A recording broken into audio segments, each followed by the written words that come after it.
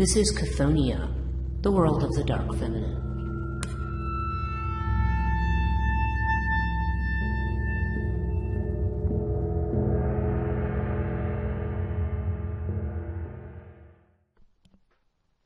Hello and welcome to Chthonia, the podcast dealing with the dark feminine. I'm your host, Breach Burke. This week we're going to go back to looking at a couple of Hindu deities, in particular ones that are associated with what they call the Chandipat or the Devi Mahatmayam, which is the great battle between the goddess in the form, is a form of Parvati known as Durga, who therefore slays, all of the demons of what we might think of in the most superficial way as the ego. But it's a great battle between forces such as passion, anger, desire, self-conceit, self-depreciation, all of these different quote-unquote generals of these armies and these kings of these forces that have taken over the three worlds. The Chandi, of course, represents this huge, or Durga Saptashati, lots of different names. Sorry to be tossing all of these out, but if you do go back to some of my other podcasts on Tantra, I do talk much more extensively about this particular story and about all of those, what those scriptures mean.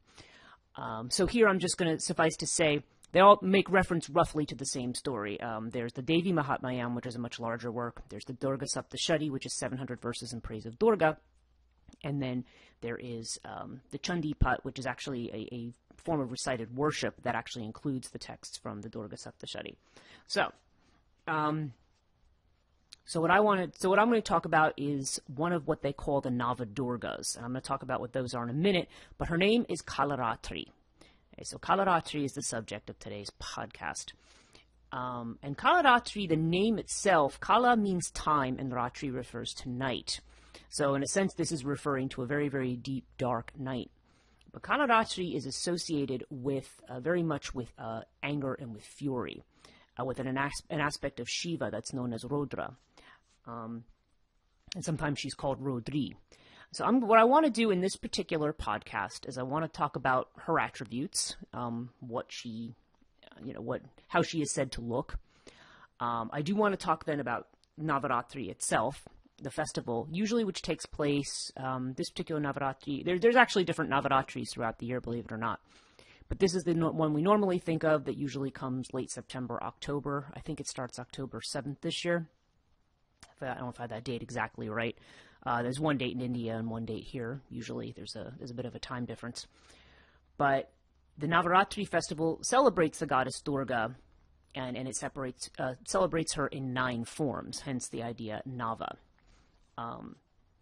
So I'm going to talk about I'm going to talk a little bit about the Navadurgas as part of the Navaratri festival, and then we're going to specifically look at the stories related to Kalaratri and the multiple aspects that she has, and the other scriptures that mention her as well.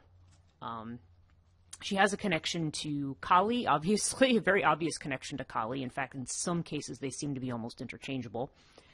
And there's a connection to, she's also sometimes known as Dumorna, which is a consort of the god of death, Yama, and also her as the wife of Shiva as Rodra. Well, her name would be Rodri, but as, Shiva as in his, with his name Rodra. So we're going to talk about those aspects as well. Okay, so to begin, there is the way she's described. And again, I've taken the basic Wikipedia article here, rather than trying to piece this together from different scriptures, because it's not inaccurate. So it indicates that she's the power of the most darkest of nights. Okay, so hence the idea of time and night here, and also as someone who is a devourer of time. At night, the animal kingdom take a break from work, and they all fall asleep. As they sleep, their exhaustion is removed. At this time of final dissolution, all the creatures of the world seek shelter, protection, and refuge on the lap of the Mother Goddess. She is the time of the dark night, the death night. She is Maharatri, the great night of periodic dissolution, as well as Moharatri, the night of delusion. At the end of time, when destruction makes its arrival, the goddess transforms herself into Kalaratri, who devours all time without leaving any remains. And yeah, occasionally you'll see Kali mentioned as the devourer of time. But here we see more specifically, we're talking about Kalaratri. Another legend recounts there was a demon named Durgasur who wanted to destroy the world and drove away all the devas from Swarg and snatched the 4 Vedas. Parvati got to know about this and created Kalaratri, instructing her to warn Durgasur against an attack. Durgasur's guards, however, tried to capture Kalaratri when she turned up as a messenger. Kalaratri then assumed a gigantic form and delivered the warning to him. Subsequently, when Durgasur came to invade Kailash, Parvati battled him and killed him, gaining the name Durga. Okay, so this is where we see Durga, the origin of the name. Here, Kalaratri serves as an agent who gives the message and a warning from Parvati to Durgasur. And this messenger role, we also are going to see in another goddess, the one we're going to talk about next time, which is Shiva Duti. Okay, so the complexion of Kalaratri is that of the darkest of nights, with bountiful hair and a heavenly shaped form. She has 4 hands. The left 2 hands hold a scimitar and a thunderbolt. The right 2 are in the Varada blessing and Abhaya, protecting mudras. She wears a necklace that shines like the moon. Kalaratri has 3 eyes which emanate rays like lightning. Flames appear through her nostrils when she inhales or exhales. Her mount is the donkey, sometimes considered a corpse. Blue, red, and white should be used to wear on this particular day of her festivity. It's funny. Those are the flag colors of both the U.S. and the U.K. But those are her colors. It says, the appearance of Kalaratri is a bearing doom for evildoers, but she always bears good fruits for her devotees, and should avoid fear when they faced with her, for she removes the darkness of worry from life from such devotees. Okay. She also has a couple other associations. She's associated with the planet Saturn, or Shani, as it's called in Hindu astrology, in Vedic astrology. And she's also associated with the crown chakra. If you follow the chakras, the Sahasrara, which is the chakra space right at the top of the head, that is associated with Kalaratri. So it indicates, okay, just a little bit of history here. Kali is first mentioned as a distinct goddess around 3000 BC. It says chronologically, Kalaratri, described in the Mahabharata, which is dated 3137 BC to 3067 BC, predates but most likely informs present representation of Kali. Okay, so she's just sort of as Rudra is an earlier name of Shiva. Kalaratri may be an expression of what we now think of as Kali, and even as the aspects of Durga mentioned later. Another thing about Kalaratri is she is one of, they call the 8 Parashakti. Okay. And I'm not going to go heavily into the Parashakti right now, but I will talk a little bit about Adi Parashakti and the meaning of what... sometimes with Shaktism, it's very... There's so many things that sound exactly the same, or you'll see the same deity being attributed to a different story.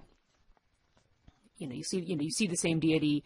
You think, wait, wasn't that a story about Kali? Or wait, didn't Parvati do that? Or wait, and in a way, again, sometimes the way that these things are translated or are reinterpreted, the same goddess may end up, you may see several different names for the goddess of a particular story. And what we're really getting to, though, is, there's more general aspects of the god. I guess there's certain main deities. I don't know how else to explain this. But because we think of Kali, we think of Durga, and we do think of them as distinct. And then we think of Chamunda, which, as I've mentioned in that podcast, is actually very much distinct from Kali, even though the form we see her take in the Chandi is exactly that of Kali. She jumps out of the third eye of Durga. She's this skeletal figure that goes racing towards the armies of Chunda and Munda. However, this skeletal Chamunda is a figure who's also much older. So what we see is a lot the way in which mythologies change. What a deity that may have started out representing a certain thing and a certain purpose, as their role in society changes, or as they are interpreted by society or by political systems or by kingdoms, they're, you could see, the stories changing. You see that in other mythologies too. You see that in Greek mythology where you can have like 3 or 4 different goddesses who are considered like the mother goddess, but they're probably all in their original roles were mother goddesses of some kind, and they've retained some of that when they were reinterpreted for a different time period and a different people. So it can be a little bit confusing, but there are differences between Kalaratri and Kali for sure. Okay, so first I want to talk about Navaratri, because I think that's an important back context for anybody who doesn't know. Now, Navaratri is celebrated in, as they mention it, it's called the Sharada Navaratri, and that is in honor of the Devi. Okay, so in this case, it's particularly the aspect associated with Durga. And it says the festival is celebrated in the bright half of the Hindu calendar month Ashvin, which typically falls in the months of September or October. Okay. So the Durga Puja in the eastern and northeastern states of India, the Durga Puja is synonymous with Navaratri, where Durga battles and emerges victorious over the buffalo demon Mahisasur to help restore Dharma. In northern and western, this festival is synonymous with Rama Lila. Lila, by the way, is a trickster word. It's a word for a deception or a play. And Dusara, that celebrates the battle and victory of the god Rama over the demon king Ravana. Okay, so there's some different ways. In southern states, the victory of different goddesses of Rama or Saraswati is celebrated. In all cases, the common theme is the battle of victory. They're calling it good over evil. I wouldn't exactly couch it that way, but but it's based on either the Ramayana or the Devi Mahatmya. But the version that we celebrate, and it's actually celebrated by the Hindu communities here in the U.S., is always the Durga version. And certainly that's the one that those who practice Shaktism would also celebrate that particular aspect. I would say the Ramayana is more for Vaishnavites, people, followers of Shiva, who interpret a lot of things very differently. They interpret the Adi Parashakti or primal goddess. Those who practice the Shaktism would interpret Parvati, the spouse of Shiva, as this great power of the universe. Vaishnavites would interpret that power as Lakshmi, who is the spouse of Shiva. I'm sorry, the spouse of Vishnu. So yeah, their spouses are considered to be sort of the supreme primal power.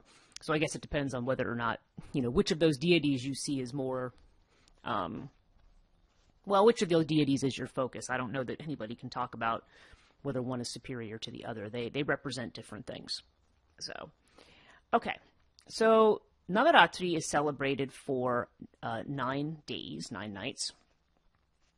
And so the first day is dedicated to Shelaputri, the second day to Brahmacharani, the third day to Chandraganta, the fourth day to Kushmanda, the fifth day to Skandamata, the sixth day to Katyayani, the seventh day to Kalaratri, the eighth day to Mahagauri, and the ninth day to Siddhidatri. So I'm going to talk, again, at some point I'm going to cover all of the Navadurgas, okay? It may seem odd to break it up in this way, but just because this year, in 2020, I pretty much spent the entire year doing, I spent an entire year on the Mahavidyas, and I also covered the Ashtamatrikas. So we had almost an entire year of Hindu deities. And so just to mix things up, I'm trying to sort of spread them out a little bit. And I chose Kalaratri because she is one of the fiercest of these manifestations, because not all of the manifestations represent the fierceness of Durga. So it's, they're not, not quite in the same way. So I said, well, let's start with her, and eventually I'm going to go back and I'm going to do the other ones. But for the moment, we're going to do just Kalaratri of the Navadurgas this month. So, okay, so Kalaratri, she's considered the most ferocious form of goddess Durga and revered on Saptami, which is the 7th day. It is believed Parvati removed her fair skin to kill the demons Shumba and Nishumba. Now, Shumba and Nishumba roughly translate to self-conceit and self-depreciation. So Shumba would be the way somebody takes their ego and puffs themselves up and makes themselves arrogant and narcissistic. Well, although narcissism, actually self-depreciation is part of narcissism too. And Nishumba is the person who is the perpetual victim, the woe is me. Oh, look at me, I'm not worthy. But of course, it's done in such a way that it's more like you're looking for somebody to tell you that you're worthy. And not necessarily in the way of somebody who's lacking in confidence. We're talking about extremes here. We're not talking about, oftentimes we're talking about the person whose ego becomes a manipulation of other people. There's not a genuine feeling behind that. And we talk a lot about the narcissistic personality, and Shumba and Nishumba probably represent, the aspects of that best, because the narcissist, of course, is always the one who's the victim in a lot of cases. But at the same time, their whole way of behaving it's very much about them and, and how dare other people think of anybody but them, right? So, and we have seen examples of this, but I'm not going to go off on that tangent. When I say see examples, we've seen examples of this among very public people, but I will not go there. So, okay, so Shumba Nishumba, the color of Kalarachi's day is green. The goddess appears in a red color attire or tiger skin with a lot of rage in her fiery eyes. Her skin turns black. The red color portrays prayer and ensures the devotees that the goddess will protect them from harm. And, of course, she's celebrated on the seventh day. Okay, the tiger skin is always interesting to me because another version of Kalaratri describes her as coming out of the ashes of the cremation ground. And if you remember the podcast on Tara, one of the Mahavidyas, Tara is also portrayed wearing a tiger skin. She's a version of Kali. Chamunda is too a lot of the time. And it was often described as being a sign that they have a ferocity, usually either a ferocious rage or some other kind of very extreme emotion, but the tiger skin represents having control over it. Okay, so in other words, it's not an out of control. They can shift gears very quickly if they want to or need to. This is also an attribute of the god Shiva, who is known to become very angry and destructive. But a moment of supplication to him, he'll immediately shift gears and become merciful. So it's that creation-destruction axis that we have here. But she is, but yeah, of course, certainly the red having to do with, they're saying it portrays prayer here. But I also find it interesting that deities associated with the cremation grounds typically wear a skin of a tiger. So there's, there's a symbolism there about sort of dissolution and rebirth, and the level of energy, required in all of these processes. There's probably more to it than that, but I do wonder about the connection there. I guess that's really what I want to say. Okay, so she is one of the Navdurgas. Now, I do want to read to you from Chandi, the section that is supposed to be about her. And because the stories that are associated with her, sometimes she's associated with the Chundamunda story that I had just told you, where this terrible being jumps out of the forehead of Durga and slays the armies of passion and anger. However, that one tends to be more associated with Chamunda, at least a later form of Chamunda. Then there's the story of Raktabija or Raktavera, the seed of desire. Okay, and in this story, there's a demon called Raktabija, which literally means seed of desire. And what it's talking about is desire in the extreme. We're not talking about, because people may say, oh, but desire's not an evil, and it's not. But this is talking about extremes. The seed of desire is when you have a desire, or maybe addiction is one of the ways to talk about it, or some kind of an unhealthy habit of mind or something that you can't that you can't get rid of. You can't, so you do things to try to get rid of it. In the same way, for example, if you feel you need to lose weight, you go on a diet, right? And you say, okay, I really like chocolate. I'm not going to eat chocolate now. But somehow, once you stop eating chocolate, there's nothing in the world you want more than chocolate. And sometimes that can result in, like, buying a crap ton of it and just eating it, you know? So that's kind of the seed of desire, the way in which when we try to escape from desire, it just gets bigger, okay? So we're talking about an unhealthy form of something. So the way that's represented in the Devi Mahatmyam and in the Chandi is that it's basically a demon that when the goddess puts her sword through him and kills him, his blood goes everywhere, but the blood just keeps making more and more of him. Eventually, there are hundreds of the same demon running around, and and the gods feel they're going to be overwhelmed. So, it's usually Kali who is seen as coming with her great tongue, which she runs along the ground, and she soaks up the blood as they kill all the different ones so that he can't reproduce.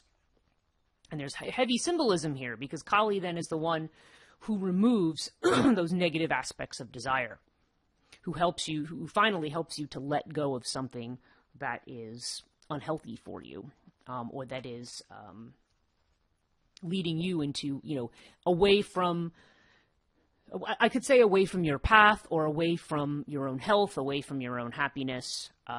That's the Kalaratri, Kali, provides that. And that particular figure is sometimes also associated with Kalaratri.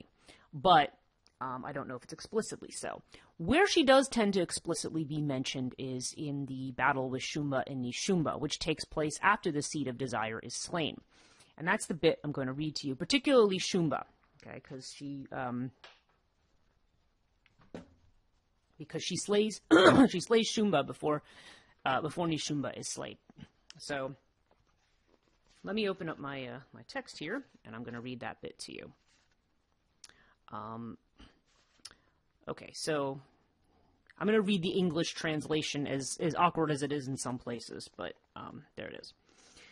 O divine being, this narrative you have told me of the death of the seed of desire and the greatness of the goddess is wonderful indeed. Self-conceit and self-depreciation must have been very angry at his death. I wish to hear how they reacted. After the death of the seed, now the Rishi talks, after the death of seed of desire and other thoughts in the battle, there was no limit to the anger of self-conceit and self-depreciation. Seeing that his extensive army was being killed in this way, self-depreciation, along with his foremost soldiers, in great anger ran towards the goddess. In front of him and behind him, and also on both flanks, were great thoughts, who expressed anger by biting their lips, and they came to kill the goddess. The extremely violent self-conceit came in great anger, along with his army, to do battle with the multitude of mothers, and to kill she who tears apart thought, which is another name for Durga. Then self-conceit and self-depreciation began a violent fight with the goddess. Those two thoughts, in a manner of clouds, caused a fearful shower of arrows. Those hurled arrows were immediately cut in flight by the massive arrows from the bow of she who tears apart thought, and the multitude of other weapons. She rained upon the two kings of thought and wounded their bodies.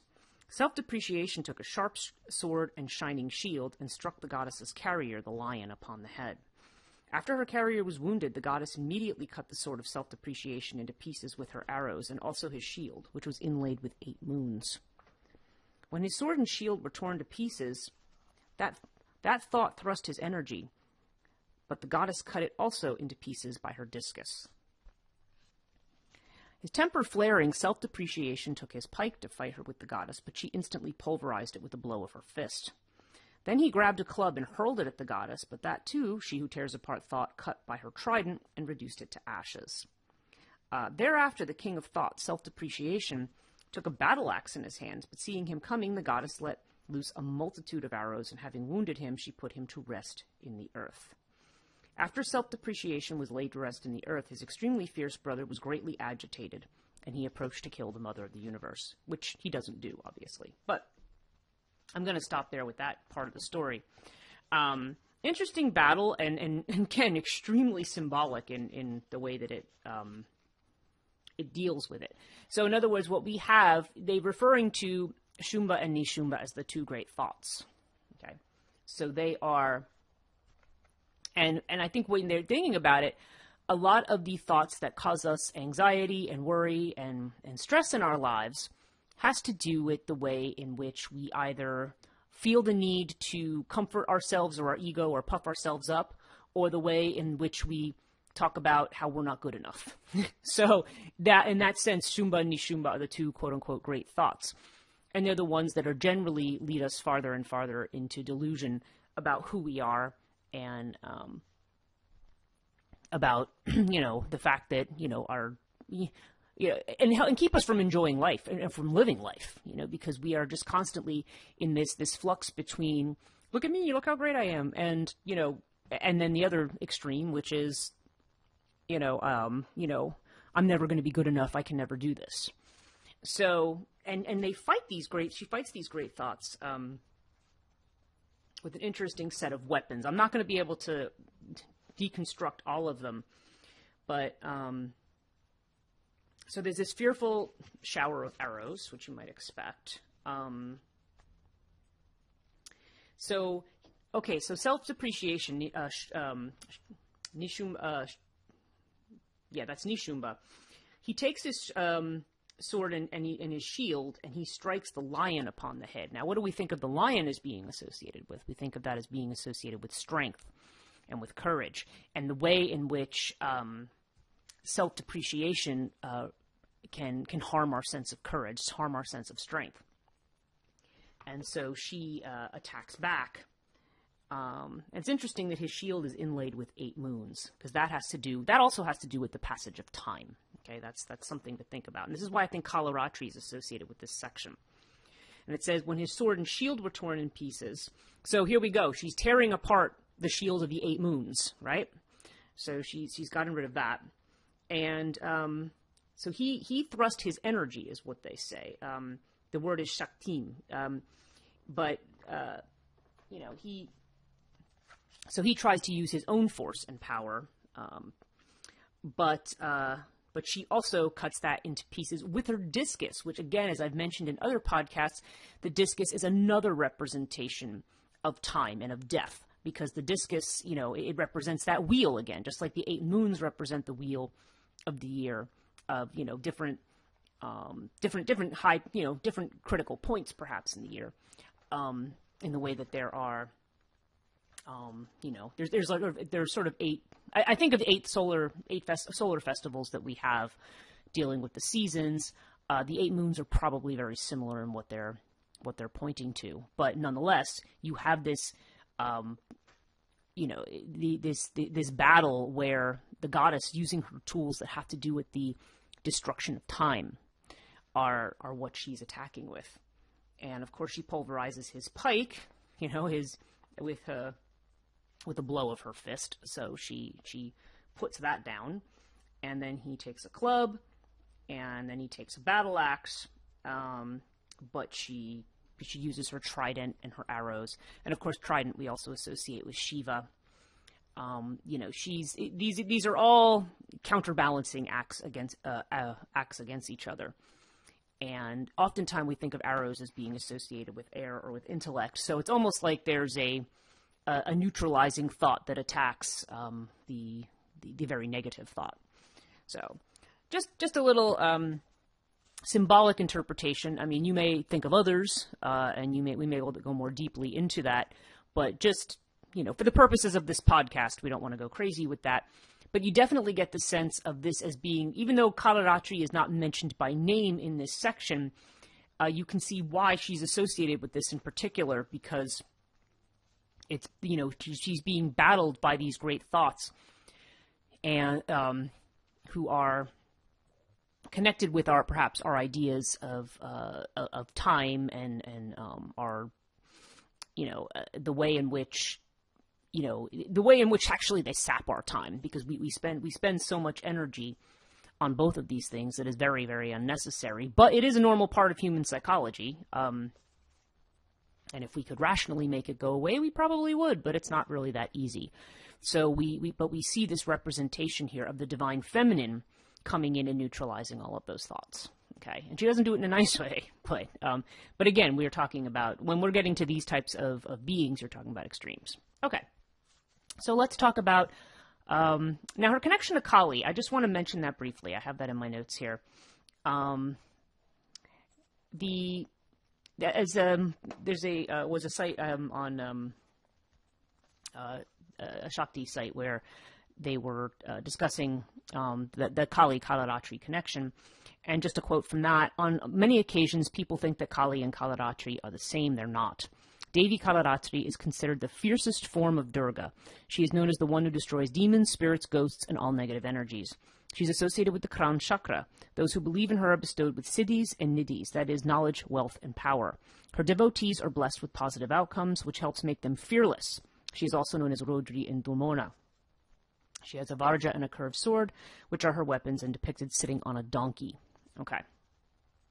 So, and on sometimes, as I've said, on a corpse as well, which tends to connect her also with Kali, with Chamunda in particular, who does sit on a corpse.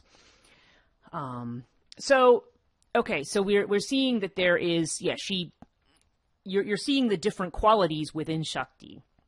You know, on some level, Shaktis are all one. Okay, they're all part of the same force. But we look at these in the same way that you look at the facets on a diamond. You know, it's like there's, or the waves of an ocean. I mean, yes, there are separate waves, but they're still part of one ocean. And each particular one might have its own quality, but they're still part of a unified whole.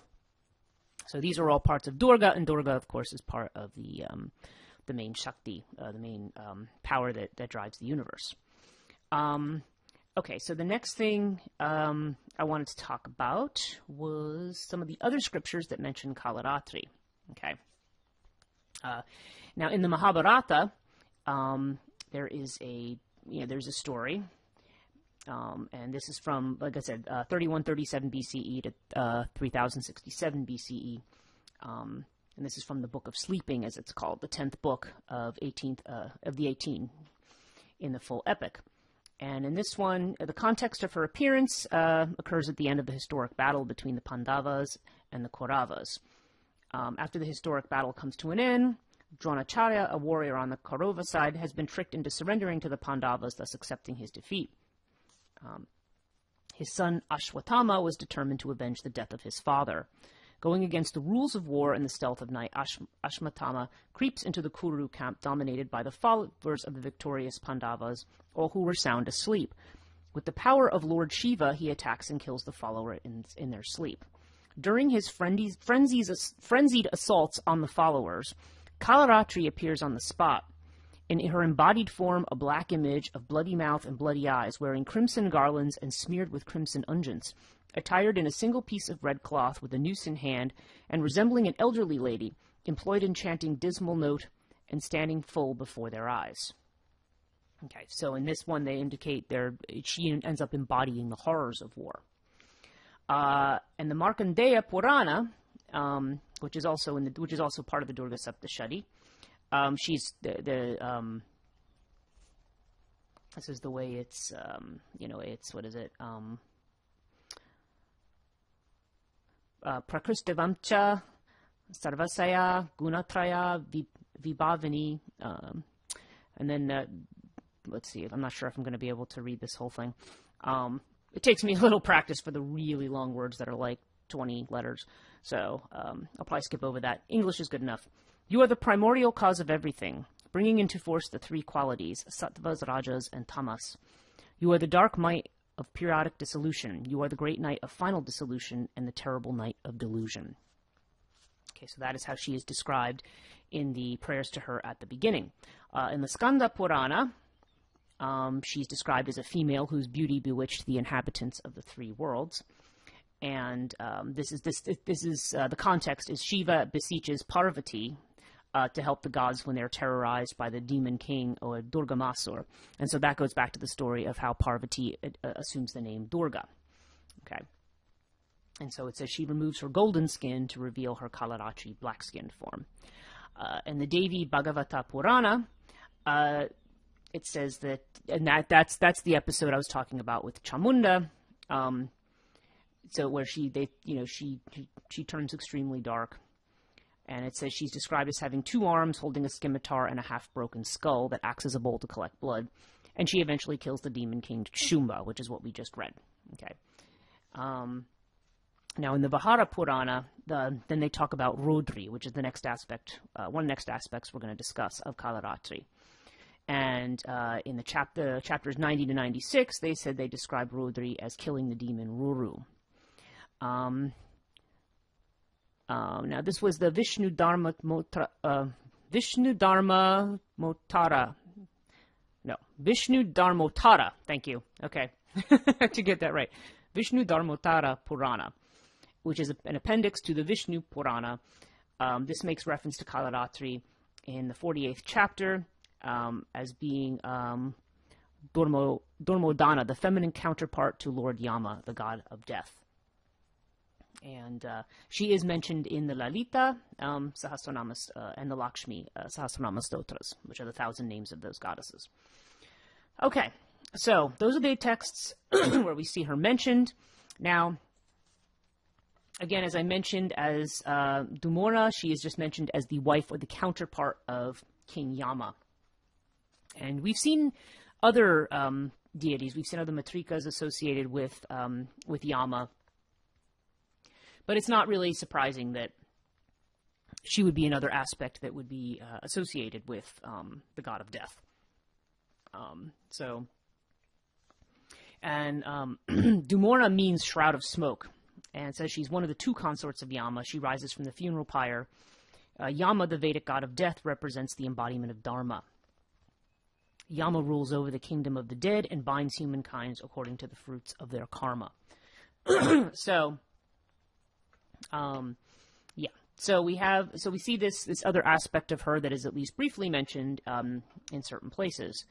Now, the last piece that I want to discuss is her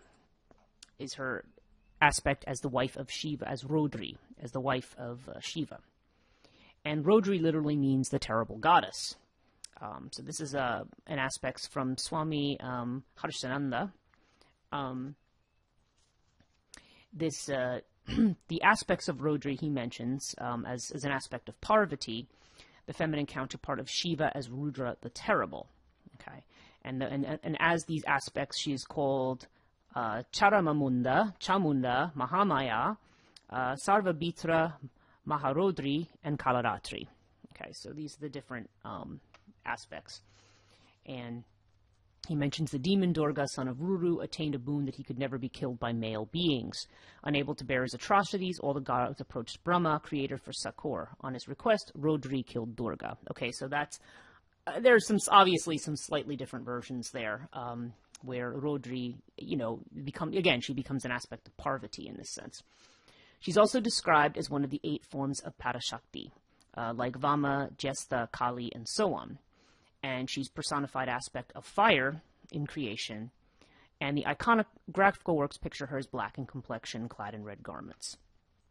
They mention her as being a Navagraha, one of the deities associated, the Shaktis associated with the 9 traditional planets in Vedic astrology, and of course, as I've mentioned, she's associated with Saturn.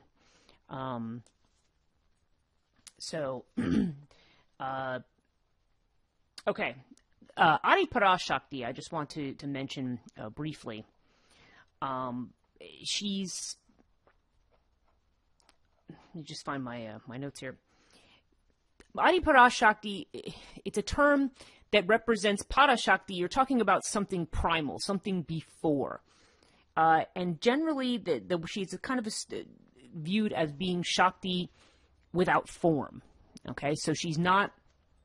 even if you try to make an image of Adi Parashakti, it's kind of odd.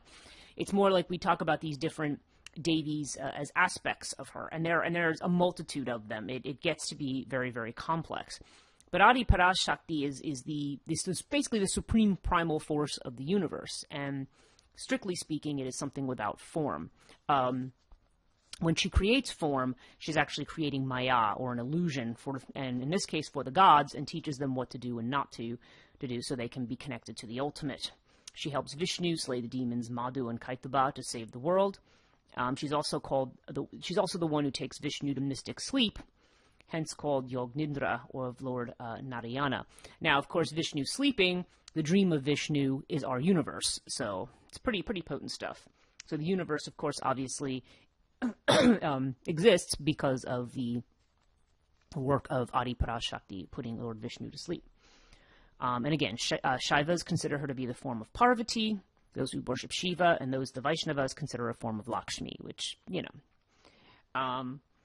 And as Mahamaya, she's the goddess that, she creates the illusion and she also destroys it. So she is, it says she's controlled by Yogmaya and hence subordinate to Yogmaya and senior to Maya. Okay, so she is, she emerges as 7 mothers, okay, the Matrikas, to destroy the evil forces of Shumba Nishumba, and Chamunda is one of them, required to gain physical strength, health, sattvic attributes, and demotes anger, greed, and arrogance. Okay, so, and Maya is the one who deludes living beings from God and takes any being to the world of illusion, and promotes greed, anger, and arrogance. So, it's interesting because it's basically, you know, these forms of Shakti, this other aspect of the divine feminine that we're seeing here. Again, we talk about the motherly role of the feminine. We talk about the devouring role of the feminine. We talk about the hag wisdom of the feminine. And some of these aspects scare us, and some of them we find comfort in. And, you know, but I think it's just the whole idea of accepting the whole Shakti, the ideas of these Shaktis in all of these forms, including the fierce ones, is to recognize and appreciate life in all of its forms, not just in the ones that we think we like. That it's all part of the system and it's all sacred. And at different points, you know, as things get out of balance, it requires different levels of force to rebalance things. So it's, you know, so it's interesting. And Rodri now, okay, that was just a little digression into Adi Parashakti. Rodri comes from Rodra, okay? So Shiva is generally thought to have originated from Rudra, a god worshipped in the Indus Valley during the Vedic period. Rudra was a hunter and a storm god, and very fierce in his ways. He was one of the main deities of the Vedic pantheon. Rudra's father was the lord of beings, and his mother was Usha, the goddess of dawn. When he was born, he was not given a name, so he began to cry. He begged his father for a name and was granted Rudra, from the word rud, meaning to weep or howl. And incidentally, that's the root of Rudraksha, which is the... you see the malas, the Hindu malas, made from those things that look like seeds that are kind of like, you know, modeled on the outside. That's called Rudraksha, the tears of Shiva. Okay. Because of his tremendous power as the storm god, Rudra is often translated as the howler. He was sometimes called Shiva, an adjective meaning kind, as a euphemism. We've seen that before. Gradually, the name Rudra became interchangeable with Shiva, and the modern Shiva was born. Okay. So, Rodri, this refers to, that's what I'm saying, it seems to me that there's an earlier form from some of the texts that we have that mention Kali and mention other similar deities, that there's older forms of these goddesses, and Rodri seems to be one of the earlier forms because she's associated with her husband, Rodra.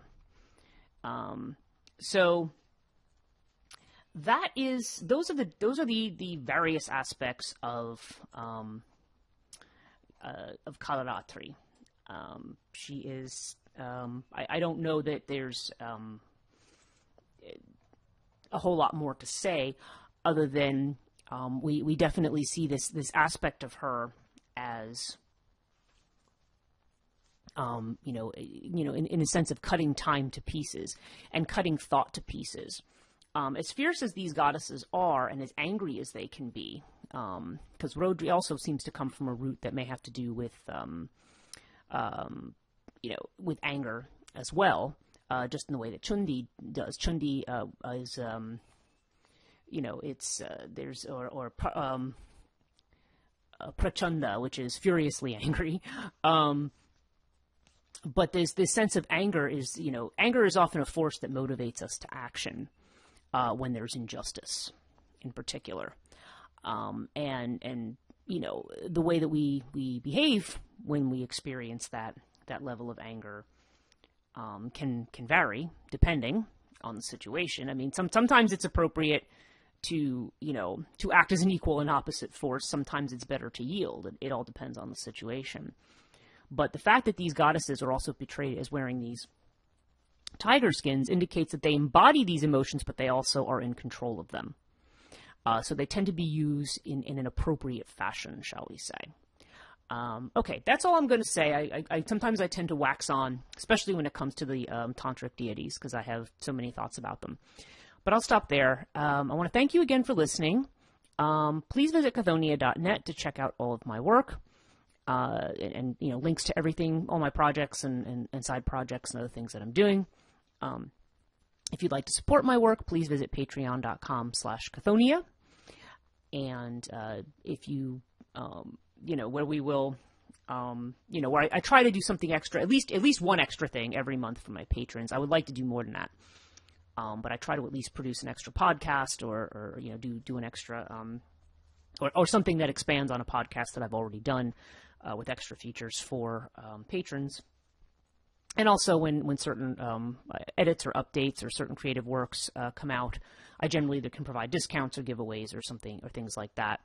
And a set of courses should be part of that. If it's not part of it already, it should be part of it, the upcoming offerings very soon. And the courses that I teach, of course, are all related to mythology and comparative mythology. With that, I want to thank you again for listening. Thank you so much to all of my patrons for your support, and I'll see you in the next episode.